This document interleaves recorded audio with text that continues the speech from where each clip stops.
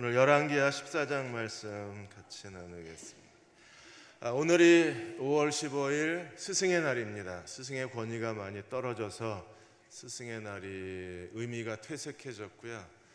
또 목회자 권위도 많이 약화가 돼서 오늘은 목회자 주일이기도 합니다.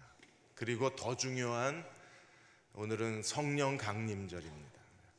성령은 구약시대 때도 이미 활동을 하셨지만 우리가 성령 강림절을 지키는 이유는 그날 사도행전 2장 오순절날 성령이 강림하시면서 신약교회가 태어난 날이기 때문에, 그래서 신약교회가 태어난 새 시대의 시작, 그리고 새 언약의 시작으로서 우리가 오순절 성령 강림절을 교회 절기로 지키고 있습니다.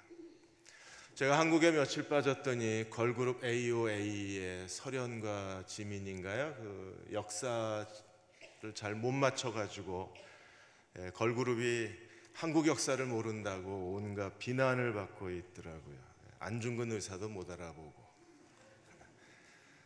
근데 그리스도인들도 성령 강림절에 대해서 잘 몰라요.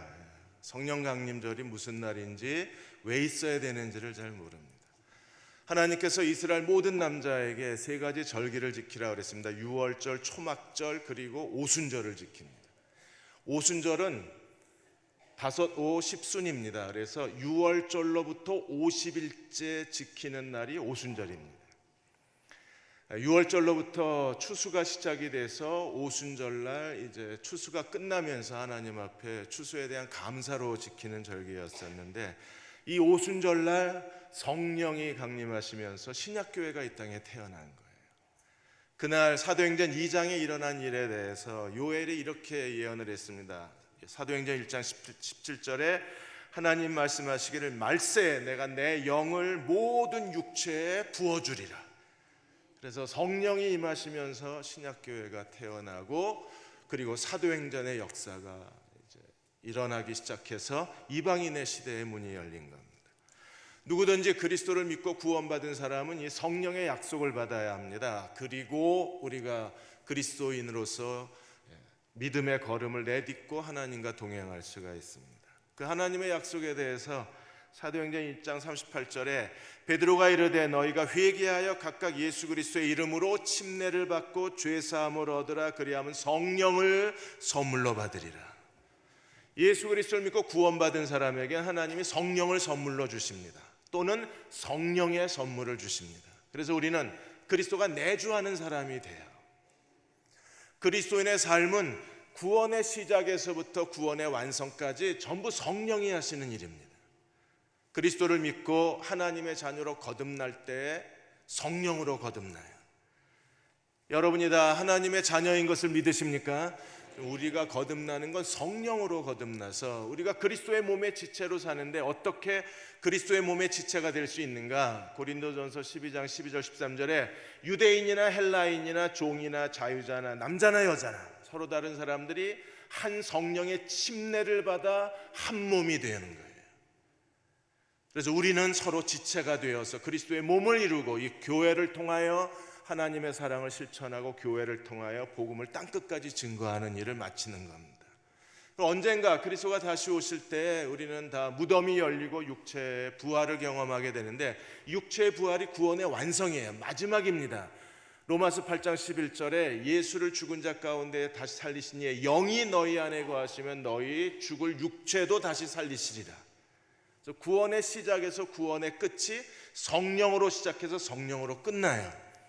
그러므로 그리스도인은 성령의 사람이 돼야 되고 성령을 따라 사는 사람이 돼야 합니다.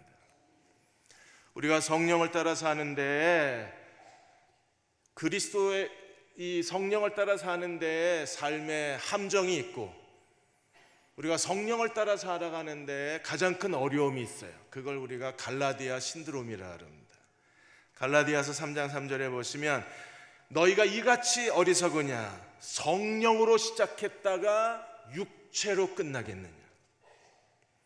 사탄은 지금도 성령으로 시작한 사람들, 예수 그리스도를 믿고 하나님의 자녀로 거듭나서 성령이 내주하시는 성령의 사람들을 어디로 함정에 빠뜨리느냐 하면 육체로 빠뜨려요.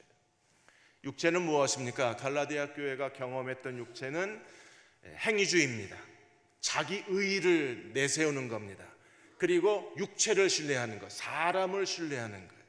하나님을 자랑하는 게 아니라 사람을 자랑하는 사람들.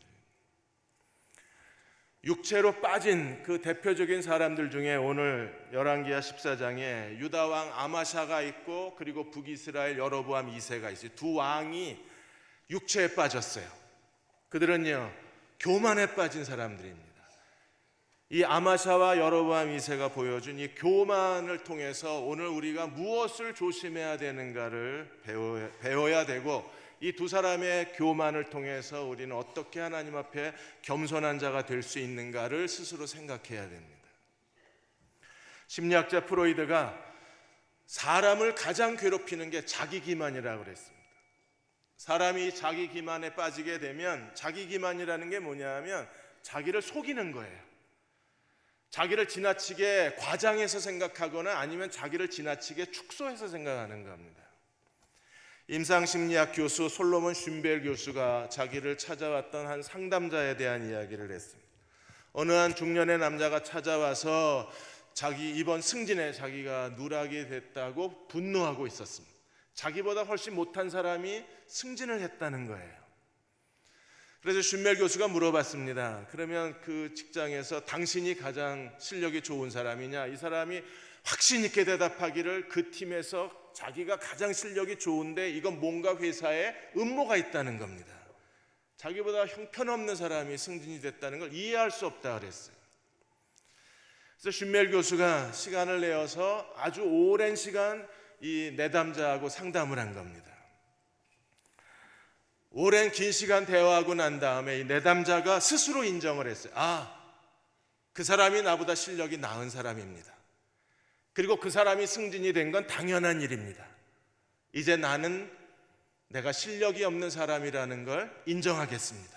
그리고 자기 분노와 자기 수치심에서 벗어났어요. 이게 자기 기만입니다. 우리는 다른 사람보다 자기가 훨씬 뛰어난 사람이라고 생각하고 살아요. 다른 사람들을 무시하고 자기 자신이 가장 좋은 사람이라고 생각하고 삽니다. 그렇지 않으면 사람들이 너는 괜찮은 사람이라고 말하는데 내가 스스로 나를 하찮게 여기고 사는 거예요. 이게 전부 자기 기만입니다. 내가 나를 속이고 사는 거예요. 여기서 교만이 오고 이 교만 때문에 우리는 하나님과 동행하는 데 치명적인 어려움을 겪게 되는 겁니다. 조나단 에드워드가 말한 것처럼 영적 교만에 덫에 걸리면 쉽게 빠져나오기 어렵다고 했습니다. 자기를 어디에 두어야 될지 모르는 이 나에 대한 혼란, 어떤 사람은 자기를 과장하고 어떤 사람은 자기를 지나치게 하찮게 여기고, 이러한 자기 기만의 심리 때문에 우리는 하나님을 섬기는 일에서도 큰 어려움을 겪을 수밖에 없다고 했습니다. 오늘 두 왕의 이야기를 통해서 우리는 어떻게 자기를 하나님 앞에 겸손한 자로 세울 수 있을까를 고민해야 합니다. 먼저 14장 1절에서 22절까지 유다왕 아마샤 이야기가 나와요. 아마샤라는 이름의 뜻은 여호와는 강하시다는 뜻입니다. 그런데 아마샤는요 정말 자아가 강한 사람입니다. 네 가지 장면이 아마샤에게 있는데, 첫 번째 장면이 14장 1절에 6절까지 아마샤가 어떤 사람인가에 대해서 설명을 해요. 아마샤는 25세 왕이 되어서 무려 29년을 통치한 유다 왕이었습니다. 그는 하나님 보시기에 정직한 사람이었어요. 그래서 14장 3절에 아마샤가 여호와 보시기에 정직했다고 말했습니다. 그러나 온전히 정직하진 않았어요. 절반의 정직의 사람이었습니다. 그는 절반만 하나님을 따랐던 사람입니다. 그래서 그의 생애를 보면 하나님을 따르다가 갑자기 타락한 길을 걸어가면서 그의 삶이 붕괴되기 시작하는 것을 우리에게 보여주고 있어요. 그가 하나님 말씀대로 순종했다는 그 장면이 있는데, 그가 아버지가 암살을 당했잖아요. 근데 아버지를 암살한 사람들을 찾아내서 특검 제도를 세우고 특검을 통해서 그 사람들을 이제 법정에 세우고, 그리고 아버지를 죽인 사람들에 대해서 보복 처형을 했습니다. 만일에 아마샤가 분노로 이 사람들의 원수를 갚으려고 했으면 자식들까지 다 죽였을 거예요. 그런데 하나님의 율법에 따라서 자식을 죽이지는 않습니다. 신명기 24장 16절에 있는 것처럼 그는 6절에 보시면 부왕을 죽인 자의 자녀들은 죽이지 아니하였으니는 모세의 율법책에 기록한 대로 그대로 순종하고 했습니다. 여기까지 얼마나 잘했나요? 이제 두 번째 장면으로 넘어가서 아마샤가 에돔과 전쟁을 일으킵니다. 에돔과 전쟁을 일으키는데 14장에서는 한 절밖에 없어요. 7절에 보시면 아마샤가 소돔 골짜기에서 에돔 사람 10,000명을 죽이고 전쟁을 하여 셀라를 취하고 이름을 욕드엘이라 하였으니 오늘까지 그러하더라. 이 7절 한 절이 에돔과의 전쟁의 전부입니다.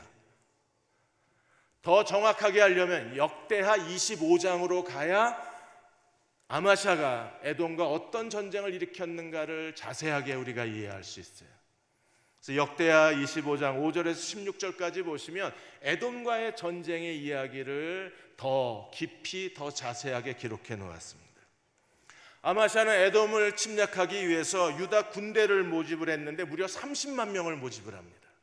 각 지파에서 군대를 다 동원해서 30만 명의 군대를 모았는데 불안하니까 그가 은 100달란트를 들여서 북이스라엘의 최고의 용병들 10만 명을 더 구해요. 돈 주고 군인을 산 겁니다. 그것도 북왕국의 이스라엘 군대를 샀어요. 그래서 군대가 40만이 됐습니다. 그 중에 북이스라엘의 10만의 군대는 용사 중에 용사들입니다. 전쟁에 능한 용병들입니다. 그들을 자기 편으로 끌어들이기 위해서 무려 은 100달란트를 그는 큰 비용을 지불하고 군대를 산 거였었어요. 그런데 하나님의 선지자가 찾아옵니다. 역대하 25장 7절에서 9절까지 선지자를 통해서 하나님이 이렇게 말씀하셨어요. 이스라엘 군대하고 같이 가지 말라고. 이미 돈을 주고 10만의 군대를 샀는데 좀 일찍이나 얘기하시지 이미 다 계약이 끝나고 10만 군대가 남유다 군대하고 연합군이 됐는데 이제 와서 선지자를 보내셔서 이스라엘 군대 데려가지 말라는 겁니다. 왜 그러셨을까요? 여호와께서 이스라엘 곧 에브라임 자손과 함께하지 않으신다는 겁니다. 우상숭배 국가였던 이스라엘 북왕국의 군대랑 같이 가는 것은 하나님이 같이 갈 수 없다는 거예요. 그렇게 하나님이 이스라엘을 데려가지 말라고 말씀하시면서 만일 왕이 가면 힘써 싸워라. 하나님이 왕을 적군 앞에 엎드려지게 하시리라. 하나님이 승리를 주시겠다고 약속했어요. 하나님은 어떤 분이십니까? 하나님은 능히 돕기도 하시고 능히 패하기도 하시니 하나님이 도우실 테니까 이스라엘 군대는 데려가지 말라는 겁니다. 그러자 아마샤가 뭐라 그럽니까? 그러면 돈 이미 다 지불했는데 100달란트나 줬는데 그 돈은 어떡하고? 이제 돈이 아까운 거예요.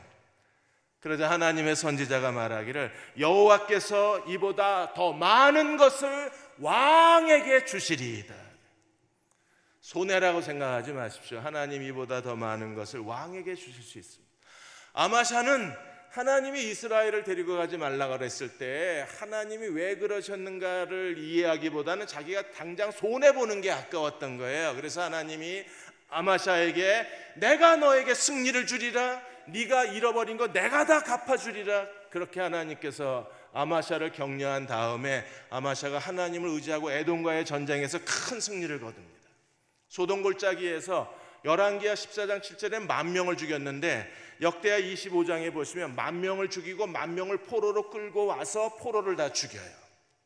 그래서 20,000명의 전사자를 내고 에돔이 크게 패배를 하고 아마샤는 큰 승리를 거두게 됩니다. 여기서 이야기가 끝났으면 얼마나 좋았을까요? 그런데 아마샤가 승리의 도취가 돼서 그는 하지 말아야 할 행동을 합니다. 어떤 행동을 하느냐 하면 25장 14절 15절에 보시면 아마샤가 에돔 사람을 죽이고 돌아올 때 이 승리는 누가 주신 거예요? 하나님이 주셨습니다. 왜요? 능히 돕기도 하시고 능히 패하기도 하시는 분은 하나님이셨으니까. 그런데 아마샤는 어떻게 했습니까? 돌아올 때에 세일 자손 에돔 족속의 우상을 가지고 와서 그걸 자기 개인의 신으로 세우고 그것들 앞에 경배하고 분향을 한 겁니다. 아마샤가 하나님이 주신 승리를 하나님께 영광을 돌리는 게 아니라 그가 에돔의 우상을 가져다가 그걸 자기 개인의 신으로 삼고 에돔의 우상을 예배하고 경배하는 사람이 된 거예요. 왜 이랬을까요? 왜 갑자기 아마샤가 이렇게 돌변했을까요? 그는 하나님의 주신 승리를 자기의 승리로 만들고 싶었던 겁니다. 그래서 에돔의 정복자가 되어서 에돔의 정복자로서의 자기의 훈장, 에돔의 정복자로서의 전리품을 뭘 가지고 왔습니까? 에돔의 우상을 가져온 거예요. 그래서 그 우상을 섬김으로 자기가 에돔을 정복한 사람이라는 걸 사람들에게 보여주고 싶었던 겁니다. 어느 사이에 교만이 함께 아마샤를 따라 들어와서 그가 승리하자마자 교만이 아마샤를 덮쳐버린 거예요. 그리고 자기 의의를 드러내고 자기 자신의 얼마나 뛰어난 사람인가를 사람들에게 보여주고 싶어하고 사람들에게 인정받고 싶어 했던 겁니다. 하나님이 이러한 아마샤를 책망을 하신 거예요. 선지자를 보내셔서 하나님이 이렇게 말씀하셨습니다. 야, 자기 백성을 패전에 빠뜨린 에돔의 신, 자기 백성도 지켜주지 못한 에돔의 신을, 능히 구원하지 못하는 에돔의 신을 왜 네가 그 신을 섬기냐. 사람이 상식적으로 생각할 때에도 이거는 패전한 나라의 신이잖아요, 에돔의 신이라는 게. 그런데 패전한 나라의 신을 가져와서 자기 신으로 삼은 이유가 어디 있어요? 왜 아마샤가 이렇게 상식 없이 행동합니까? 상식이 없는 게 아닙니다. 그는 이미 마음이 부풀어져 있는 거예요. 그는 에돔을 정복한 정복자로서의 자기 명예를 갖고 싶었던 거예요. 오스왈드 챔버스가 우리가 영적으로 더 성장하지 못하고 영적으로 더 전진하지 못하고 하나님의 축복을 더 받지 못하는 이유는 우리 안에 은밀하게 숨겨놓은 불순종이 있어서 그렇다는 겁니다. 하나님께서 하나님 말씀을 통해서 성령이 우리 안에 자기 변호, 자기 합리화, 교만, 스스로 성령이 책망하셨는데도 불구하고 하나님 말씀이 그걸 지적하셨는데도 불구하고 우리가 그걸 버리지 않고 하나님 말씀을 끝까지 따라가서 순종하고 그걸 내다버려야 되는데, 하나님 말씀을 끝까지 따라가서 자기 교만, 자기 기만, 이런 자기의 허영심, 자기의 사람들에게 인정받고 싶어하는 이러한 욕구들에 대해서 자기를 스스로 변호하고 합리화시키려는 모든 교만의 행위를 그리스도와 함께 십자가에 못 박지 않으면 결코 영적 성숙이 있을 수 없다 그랬어요. 하나님이 주신 것을 하나님께 돌려드려야 되는데, 하나님이 주신 것을 마치 자기가 대단해서 얻은 것처럼, 자기가 뛰어난 사람이라 얻은 것처럼 자기 마음대로 하는 그 모습이 바로 아마샤가 에돔 우상을 섬기는 모습하고 똑같은 거예요.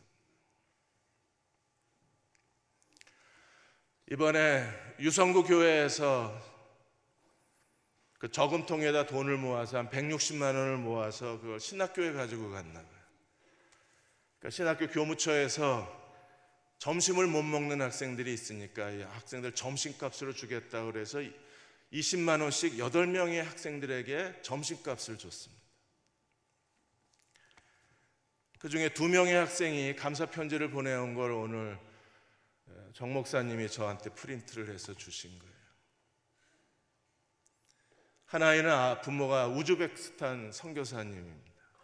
선교사 자녀인데 한국에 와서 밥값이 너무 비싸니까 엄마하고 의논을 했답니다. 전화하면서 밥값이 제일 많이 나가서 밥값 줄여야 될 것 같아. 그리고 알바를 하나 더 해야지 될 것 같아. 왜냐하면 여러분, 선교사 자녀가 여기에 와가지고 무슨 생활비 부모가 얼마나 도와줄 수 있겠어요? 그러니까 자기가 알바를 해야 되는데 밥값이 너무 많이 나가니까 밥값부터 줄이겠다고 엄마랑 얘기하고 엄마는 울었는데, 그런데 이제 유성구 교회에서 20만 원을 준 거예요. 너무 고마우니까 편지를 보낸 겁니다. 또 하나 그 자매는 피아노 전공인 것 같은데, 얘도 이제 아버지 폭력에 못 이겨서 엄마가 2 남매를 데리고 나와서 이제 보육원에서 피아노를 만난 거예요. 그래서 거기서 피아니스트의 꿈을 꾸기 시작하고 거기서 이제 피아노를 배운 겁니다. 그러다가 그 동생은 대장 일부가 썩어서 대장을 잘라내고 뭐 인공대장을 갖고 사는 것 같은데, 엄마는 일하고 얘는 대학에 들어왔고, 그러니까 돈이 없는 거잖아요. 교회에서 반주하면서 20만 원 받는 게 자기가 버는 돈의 전부고, 그런 상황에서 이제 유성구 교회에서 20만 원 장학금 준 게 이 아이는 너무 고마운 거예요. 왜냐면 엄마 그것만이라도 엄마를 조금이나마 도울 수 있으니까. 근데 이게 1회잖아요. 한 번이지.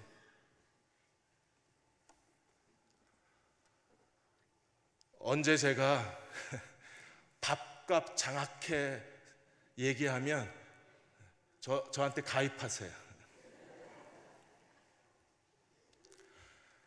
밥은 먹입시다. 다른 건 못해줘도. 우리가 하나님께 받은 축복을 하나님께 돌려드려야지. 이걸 우리가 움켜쥐고 아마샤가 에돔신 섬기는 것처럼, 그렇게 우리가 하나님 주신 축복이 마치 뭐 내 것처럼, 내 자랑인 것처럼 그렇게 할 수는 없잖아요. 우리가 더 아끼고 더 절약해서 어떻게 하든지 축복을 흘러보내야죠.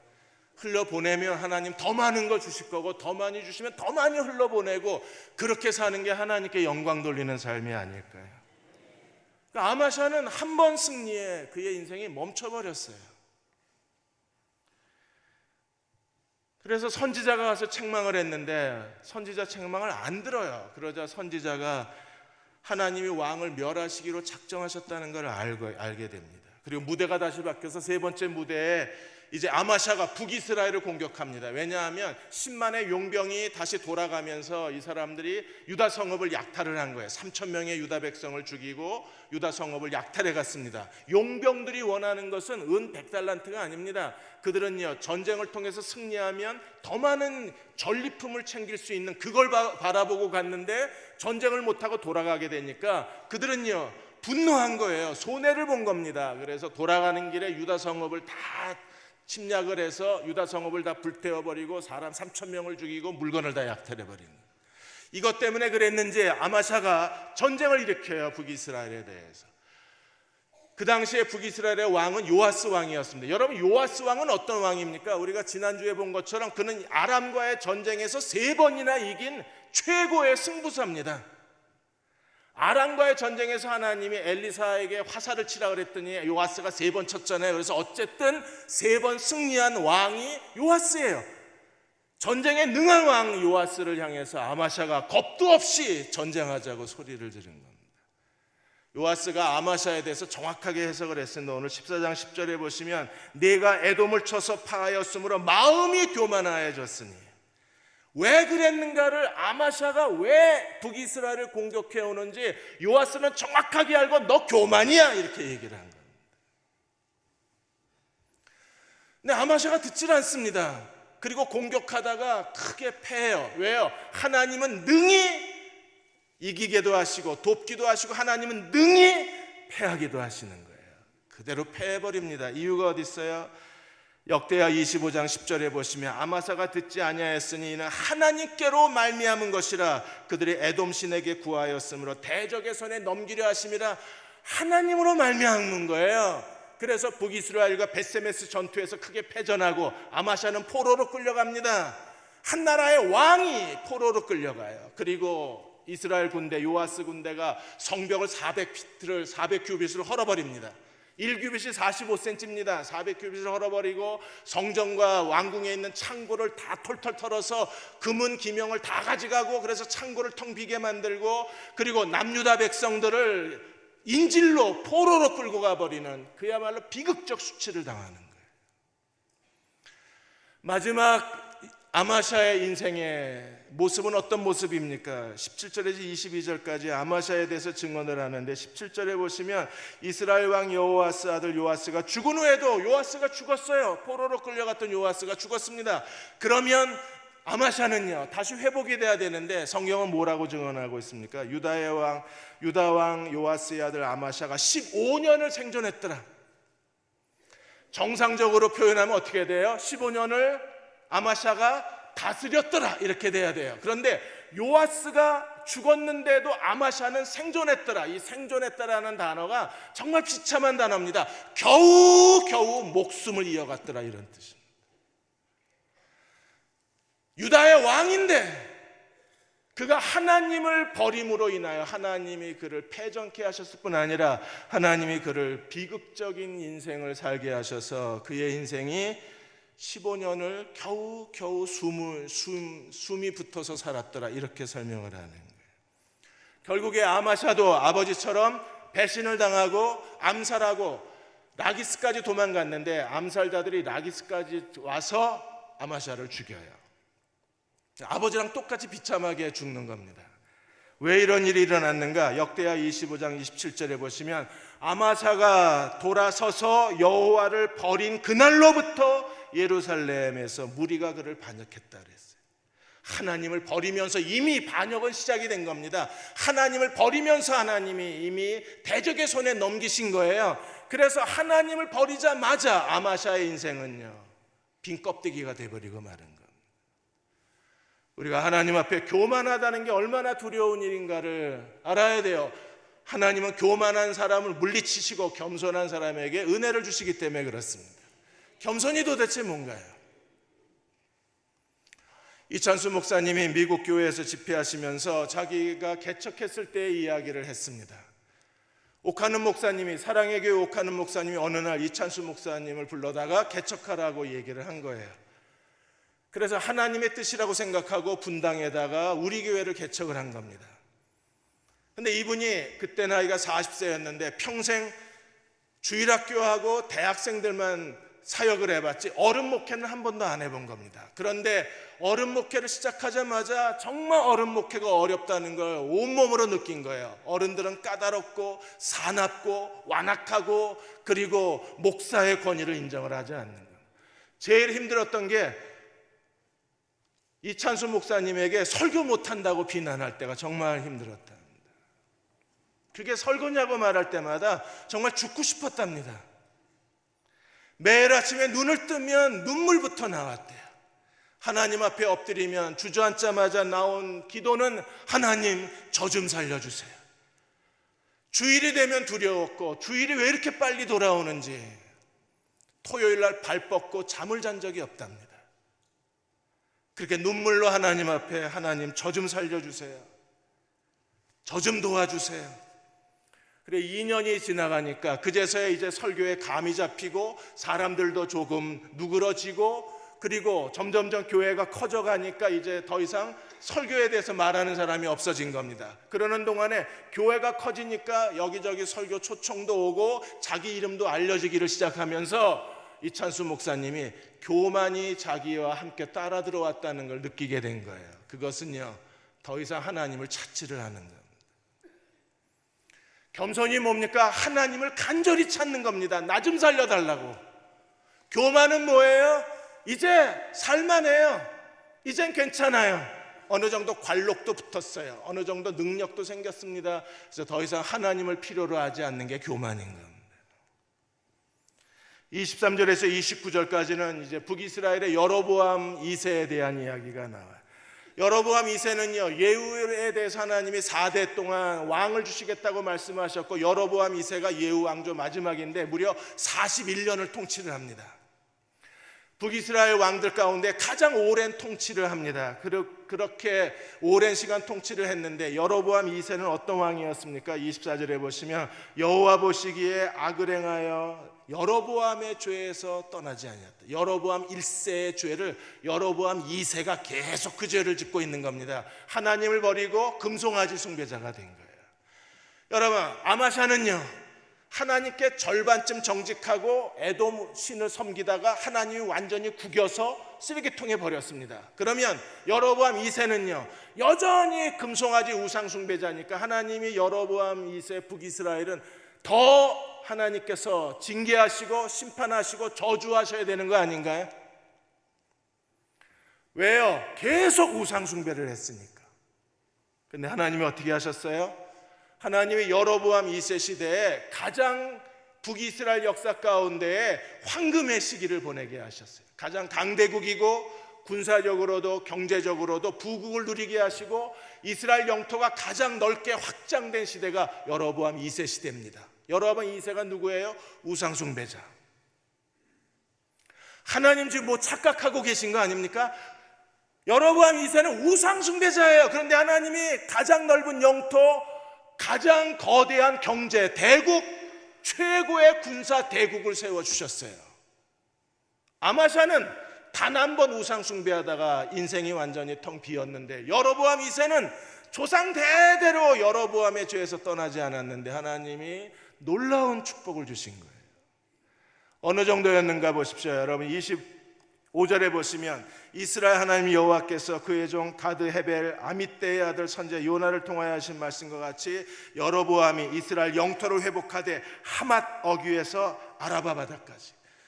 아라바 바다까지면 어느 정도냐면요, 하나님이 다윗을 통해서 아브라함의 언약의 땅을 회복하시고 솔로몬 때에 아브라함의 언약하신 땅을 완벽하게 정복한 게 솔로몬 시대예요.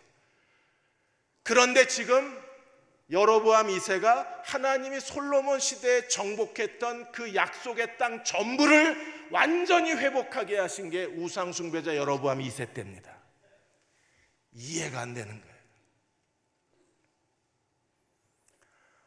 아, 그럼 우상 숭배로 살아야 되겠다. 야, 이게 내 인생에 한번 절정기를 누리려면 아마샤 절반만 하나님 따라가면 망가지니까 아예 나는 우상 숭배로 살겠다. 왜요? 지금 아라바 바다까지 최고의 절정기를 누린 겁니다. 하나님 이렇게 하신 이유가 어디 있어요? 26절 27절에 하나님이 그 이유를 설명을 하셨는데, 이는 여호와께서 이스라엘 고난이 심하여, 너무 고난이 심해서 매인자도 없고 노인자도 없고 이스라엘을 도울 자가 없다는 걸 하나님이 보신 거예요. 아무도 도울 자가 없으니까 하나님께서 이스라엘을 돕기로 결정을 하신 겁니다.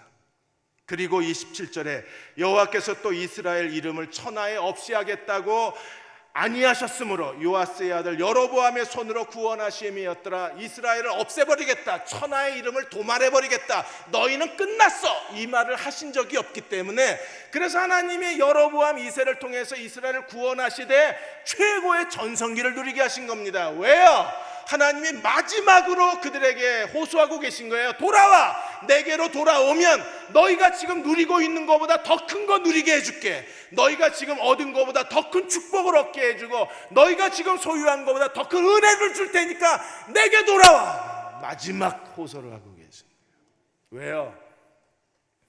여로보암 2세가 40년을 통치를 했습니다.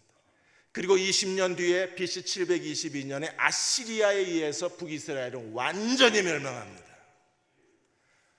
여로보암 2세가 하나님이 그에게 주시는 마지막 권면의 메시지가 여로보암 2세를 통해서 하나님이 보여주신 거예요. 제발 돌아와. 이제 너희 멸망의 날이 얼마 남지 않았어. 지금이라도 돌아와. 돌아오면 내가 지금 너희에게 준 것보다 더 큰 거 줄게. 제발 돌아와. 안 돌아오는. 아마샤는 에돔과의 전쟁이 마치 자기가 이긴 것처럼 에돔 신을 자기의 훈장처럼 매달고 다니다가 망했고, 여로보암 2세는요, 하나님이 그들이 돌아와서 회개하고 구원받길 원하는, 그래서 마지막 하나님의 은혜요 자비였는데, 그게 무슨 자기가 탁월해서 능력이 있어서 자기가 정치를 잘해서 그런 결과를 온 줄 알고, 여로보암도 하나님께로 돌아가는 것을 원치를 않았던 거예요. 우리는 어떻게 해야 될까요? 교만은 항상 우상 숭배로 끝나잖아요. 그리고 교만은 하나님의 징계로 끝나요. 우리가 하나님 앞에 어떤 태도를 가지고 살아야 되나? 야고보서 4장 6절에 뭐라 그랬습니까? 더 큰 은혜, 하나님 분명히 약속하셨어요. 더 큰 은혜를 주시나니. 더 큰 은혜가 있어요. 근데 누구에게 주십니까? 하나님이 교만한 자를 물리치시고 겸손한 자에게 주신다. 하나님 앞에 예수님이 이 땅에 오셔서 자기를 비우시고 자기를 낮추셨습니다. 자기를 비우고 낮출 줄 알아야 돼요. 하나님 앞에 자기를 맡길 줄 알아야 됩니다. 그럴 때 하나님이 예수님을 지극히 높이셔서 모든 이름 위에 뛰어난 이름을 주셨던 것처럼 겸손을 배우지 못하면 하나님이 우리를 높여주실 수가 없는 거예요. 하나님 앞에 겸손한 마음을 달라고 기도해야 될 이유가 여기에 있습니다. 샌프란시스코에 가시면 골든게이트 신학교가 있습니다. 이제 건물이 팔려서 가장 아름다운 신학교 하나가 침례교단에서 없어졌는데, 그때 학장을 선출하는 시기가 돼서 모든 교수들과 주변의 목회자들이 빌 핸드릭슨 교수를 학장으로 추대를 했습니다. 근데 핸드릭슨 교수가 학장직을 거절해요. 나는 가르치는 사람이지 나는 리더십이 없기 때문에 학장에 적합한 사람이 아니라고 말하면서 자기 제자 중에 한 사람 플라트 박사를 추천을 합니다. 이 사람은 가르치기도 잘하고 행정 능력도 있고 리더십이 있으니까 플라트 박사야말로 골든게이트 신학교의 적임자라고 얘기를 해요. 그래서 교수회의에서 다시 교단 관계자들하고 교수회의에서 이 플라트 박사를 학장으로 세웁니다. 그러면 빌 핸드릭슨 교수는 그 학장 밑에서 여전히 교수직을 하는 거예요. 하나님이 누구를 세우시는가를 알고 하나님 뜻이 어디 있는가를 알고 단순히 명예를 위해서 그 일을 한 게 아니라 하나님의 부르심을 생각할 줄 아는 생각의 깊이가 핸드릭슨 교수에게 있었던 겁니다. 달라스 윌라드 박사가 잊혀진 제자도에서 우리에게 겸손해지려면 항상 생각을 하나님 앞에 두는 훈련을 하라 그랬습니다. 항상 우리 생각이 하나님 말씀에 있어야 하고 하나님 앞에 있어야 돼요.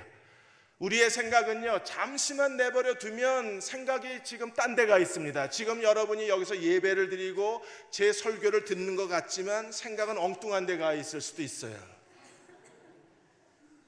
빨리 내려가야 식당 자리를 차지할 텐데로부터 시작해서 지금 국수의 신 재방송할 시간인데 빨리 제 안 끝나나, 이런 생각을 하게 되면 이미요 우리 마음이 하나님에 집중해서 멀어지는 거예요. 그래서 윌라드 박사는 하나님 말씀을 읽고 또 읽고 지칠 때까지 읽어라. 그리고 항상 하나님 말씀을 생각하는 훈련을 해라.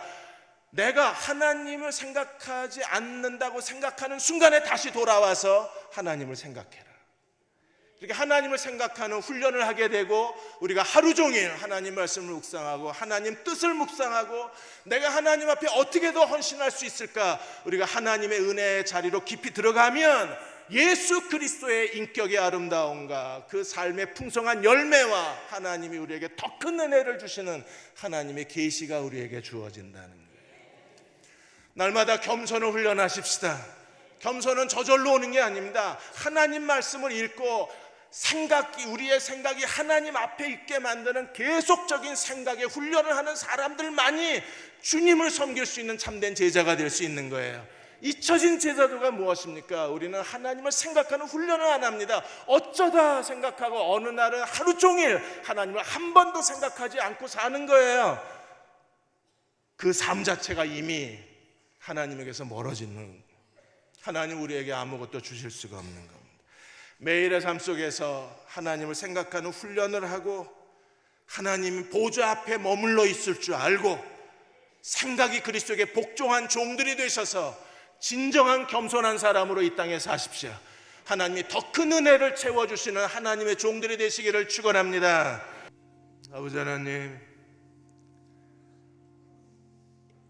다시 집으로 돌아가는 길에 우리는 어느 사이에 이 말씀을 다 잊어버리고 기억도 하지 못할 때가 있습니다. 우리의 생각을 붙잡아 주옵소서. 항상 하나님 앞에 우리 생각이 머물러 있게 하여 주옵소서. 하나님을 잊어버린 너희여 이제 생각하라. 그렇지 않으면 너희를 찌질이니 건질 자가 없음이라.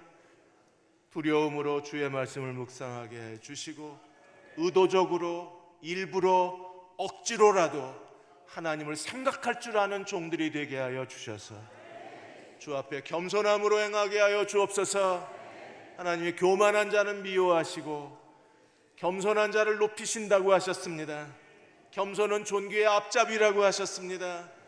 하나님 진정으로 겸손의 삶을 살게 하여 주셔서 하나님이 우리를 영광스럽게 해주시고 그로 인하여 하나님을 더 영광스럽게 만드는 이 시대의 하나님 사람들 되게 하여 주옵소서.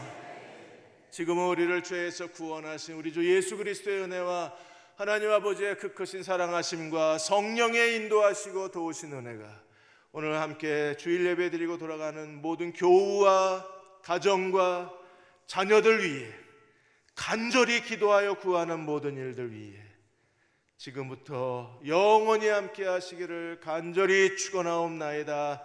아멘.